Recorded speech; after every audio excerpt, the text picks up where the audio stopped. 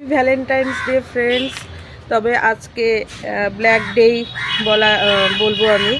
আর Valentine's day তো জানোই সবসময় সবার জন্যই হয়, সে মা সন্তানের জন্যও হবে, মা বাবার সাথেও সন্তানের জন্য হবে, ভাই বোনের সাথেও হবে, বন্ধুর সাথেও হবে, এটা গাছের সাথেও হবে, পশু পাখির সাথেও হবে, নদী নালা বা তোমার যদি এক্সট্রা কারিকুলার যেটাকে তুমি ভীষণ ভালোবাসো সেটা তোমার প্রফেশন হতে পারে, তোমার ক্যারাটে হতে পারে, তোমার সোশ্যাল ওয়ার্ক হতে পারে, তোমার মানে নাচ গান, অর্থাৎ তুমি যাকে ভালোবাসো, যে ব্যাপারটাকে তুমি ভ্যালেন্টাইনের মতো করে ভালোবাসতে হবে, তোমার মানে নিঃস্বার্থভাবে এবং তার প্রতি ডেডিকেটেড এবং কমিটেড হতে হবে, এই আর কি। কমিটমেন্ট থাকতে হবে, অনেক কিছু ত্যাগ স্বীকার করতে হবে। দরকার হলে তুমি দেখা যাচ্ছে নিমন্ত্রণ বাড়ি যাচ্ছ না, নিমন্ত্রণ বাড়ি গিয়ে আইসক্রিম খাচ্ছ না, অনেক কিছু খাচ্ছ না, কারণ তুমি গান গাও। জানোই তো লতা মঙ্গেশকরেরা অনেক কিছু পালন করেছে, সবাই অনেক কিছু পালন করে, তবেই সে হতে পারে।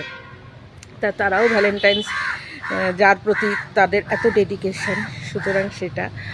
আর কি বলবো, আজকে তো ব্ল্যাক ডে, সেটাই আমি বেশি ভাববো। আমরা ভারতীয় সনাতনী বলে না, যেটা ভালো সেটা ভালোই বলবো।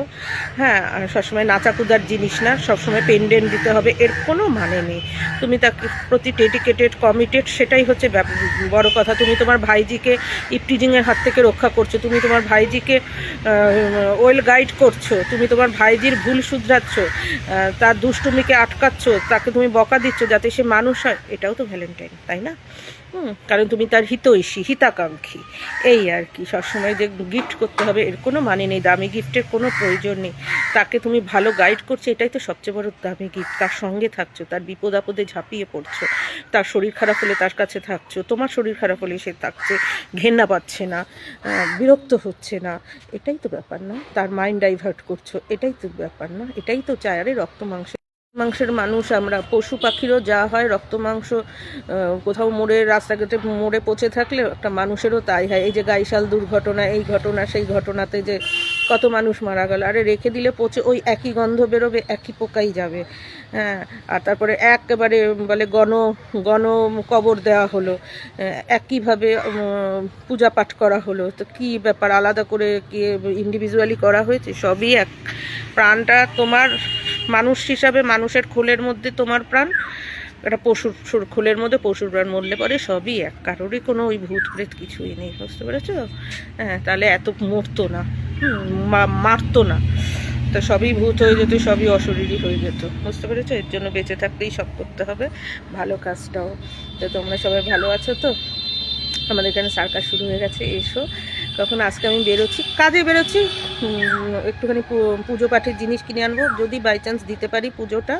আগে থেকে বলি না, ঠাকুর না চাইলে হয় না, কারণ আমি বরাবরই দেখেছি যে আমার সারা বছর ধরে পুজো দেওয়া হয়, যে পুজোর সময়ই পুজো দেওয়া হয় না, মানে পুজোর সময়টাতেই আমি পুজোটা দিয়ে উঠতে পারি না, মানে যে ওই যে পালা পার্বণের সময়, কিন্তু আমি সারা বছর ধরে দিতে থাকি। এখন ঠাকুর যদি বলেন যে না পুজোর দিনও এসো পুজো, তুই পুজো দে, তাহলে আমি পুজো দিতে পারবো। আর যদি বলেন যে না তুই সারা বছর যেমন দিচ্ছিস দে, ওই দিন ভিড়ভাড়টা তো ঠেলাঠেলির দরকার নেই, তাই। তো যাই হোক, আমি কিছু নিয়েও আসবো, একটু যাচ্ছি, একবারে যদি একটু ফল টল নিয়ে চলে আসতে পারি, ফল টল নিয়ে চলে আসবো। এই ড্রেস কালকেই পরেছিলাম, যেটা সকালে ধুয়ে দেওয়া হয়েছে, তুমি তো জানোই যে আমি মানে একবার পরলে সেই জিনিস আর পরতে পারি না। না, সেটা নয় যে একবার পরলে সেই জিনিস আর দ্বিতীয়বার পরবো না, তা নয়, যে অনুষ্ঠান বাড়ির সেটা নয়, মানে আমি একবার আসলে সেটা আমি ধুয়েই দেবো, সেই অনুষ্ঠান বাড়ির পোশাক হোক, আর আমার দামি পোশাকের জন্যই নেই, যেগুলো আমি ঘরে ধুতে পারি আমি সেই পোশাকই কিনি। হ্যাঁ, আমি একটুখানি কম দামেই চলি, আর তাতে আমার কোনো অসুবিধা নেই। একটা 5,000-এর জিনিসের চেয়ে আমি 5টা